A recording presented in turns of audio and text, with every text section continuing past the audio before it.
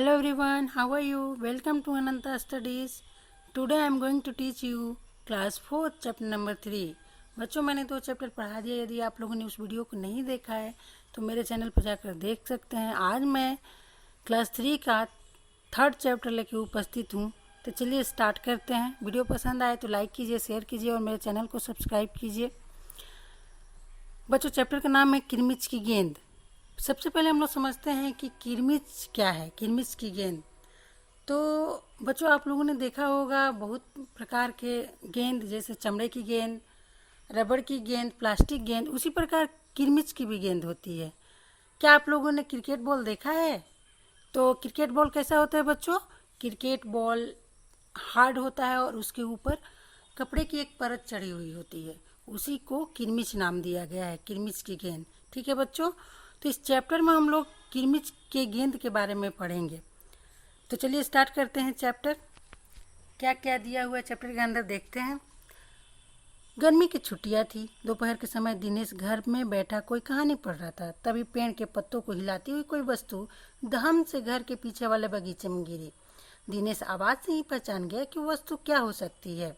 वो एकदम से उठकर बरामदे की चीख सरकाकर बगीचे की ओर भागा। देखिए बच्चों, गर्मी की छुट्टियां होती है तो सभी लोग एंजॉय करते हैं। कोई कहानी पढ़ता है, कोई कविताएं लिखता है, कोई चित्र बनाता है। उसी प्रकार दिनेश भी अपने घर में बैठकर दोपहर में स्टोरी पढ़ रहा था। तभी उसको कोई आवाज़ सुनाई दी और वो अचानक से उठकर बरामदे की चीख सरका के बगीचे की ओर भागा। अब चीक मीन्स क्या होता है बच्चों? चीक मीन्स बांस का बना हुआ चटाई होता है, पतला सा, जिसको घर को ठंडा रखने के लिए लगाया जाता है। ठीक है, आगे देखते हैं। अरे अरे बेटा, कहाँ जा रहे हो? बाहर लू चल रही है, दिनेश की माँ मशीन चलाते चलाते एकदम जोर से बोली।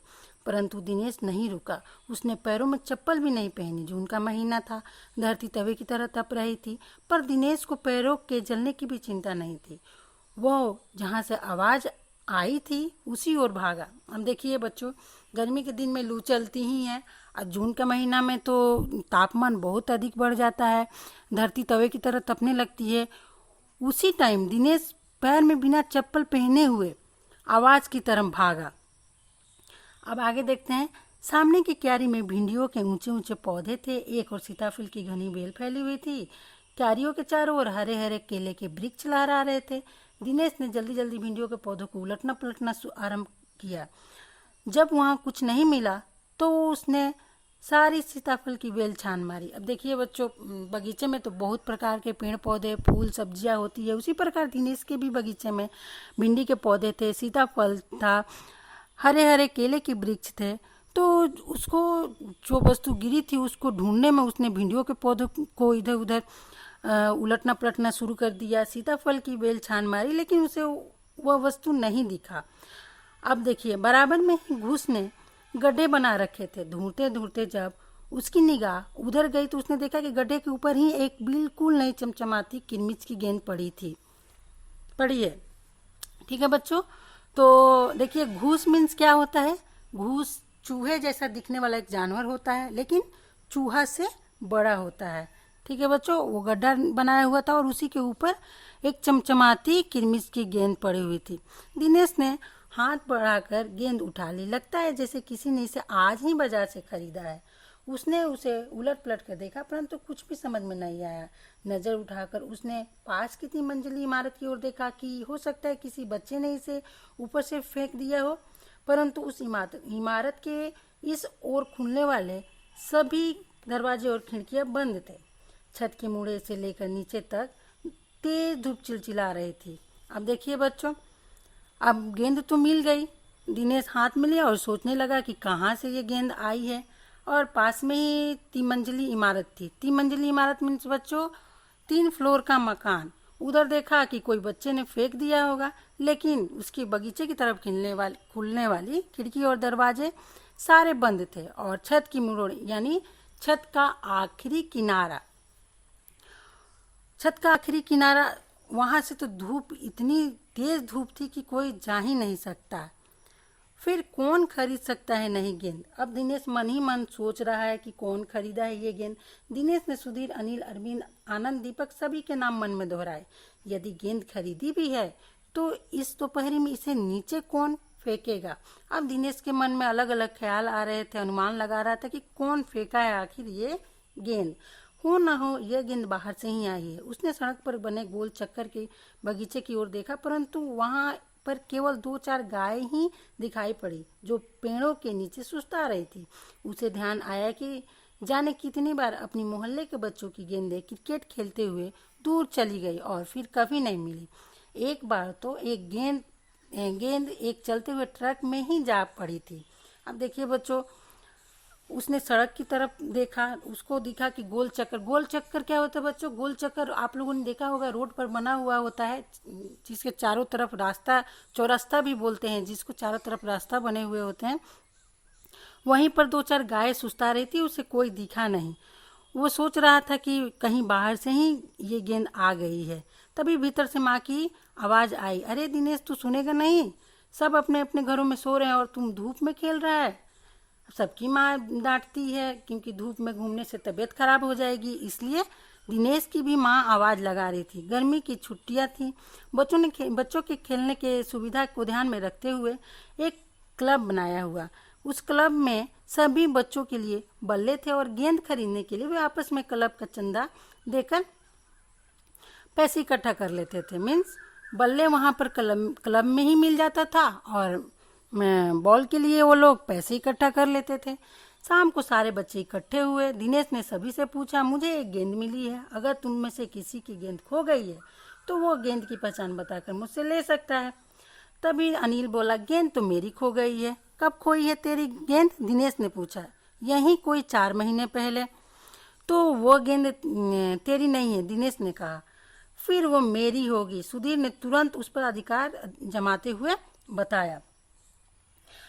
वो कैसे? दिनेश ने पूछा। तुम मुझे गेंद दिखा दे, मैं अपनी निशानी बता दूंगा। वाह, यह कैसे हो सकता है? दिनेश बोला।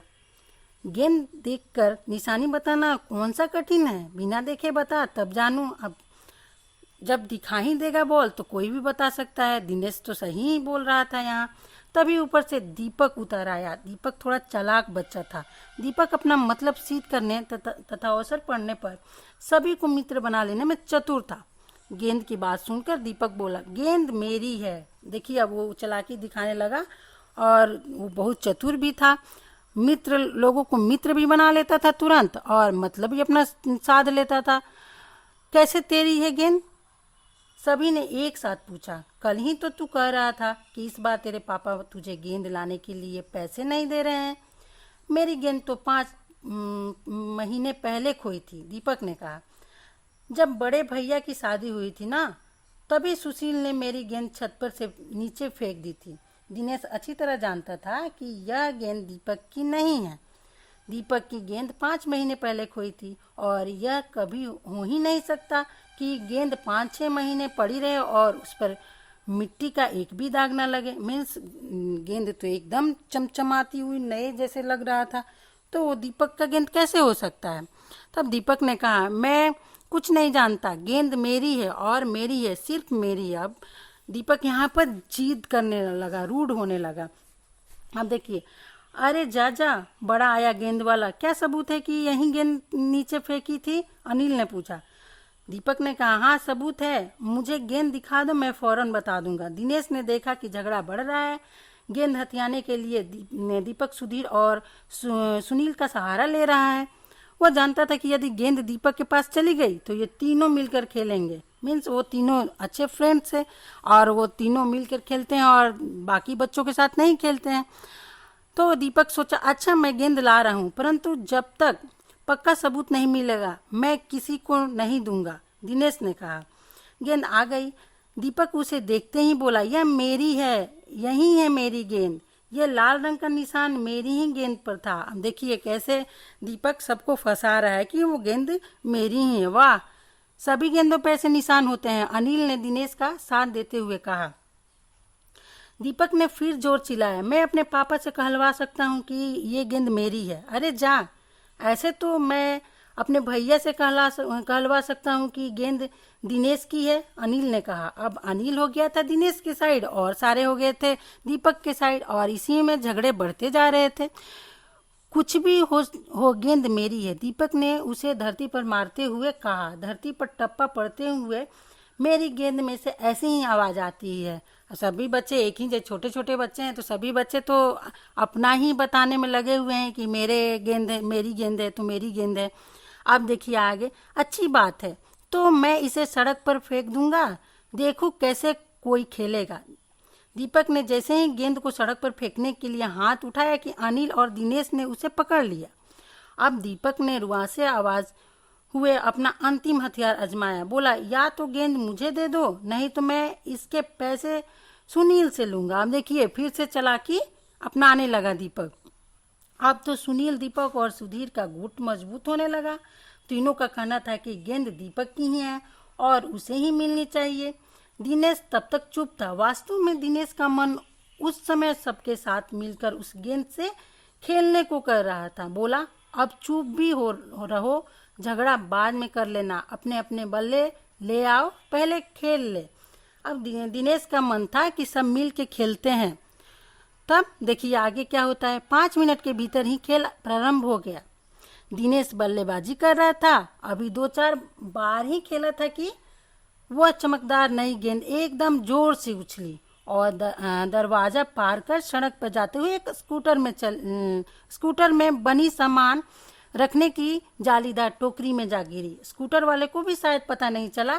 तेजी से चलते हुए स्कूटर के साथ गेंद भी चली गई। अब देखिए बच्चे तो 2-4 बार ही खेले, इतने देर तक लड़ते ही रह गए और गेंद कहाँ चली गई? स्कूटर वाले के साथ चली गई। बच्चे पहले तो चिल्लाते हुए स्कूटर के पीछे भागे, परंतु जल्द ही सब रुक गए। वे समझ गए कि स्कूटर के पीछे भागना बेकार है। एक पल के लिए सभी ने एक दूसरे की ओर देखा और फिर सभी ठहाका मारकर हंस पड़े। तो बच्चों, कोई भी चीज, किसी भी चीज के लिए लड़ना नहीं चाहिए, समय का फायदा उठाना चाहिए। देखिए ये लोग लड़ते रह गए और बॉल कहीं और चला गया। ये किसने लिखा है बच्चों? शांता कुमारी जैन ने। तो इसका क्वेश्चन आंसर मैं दूसरे वीडियो में कराऊंगी क्योंकि वीडियो लंबा हो जाएगा।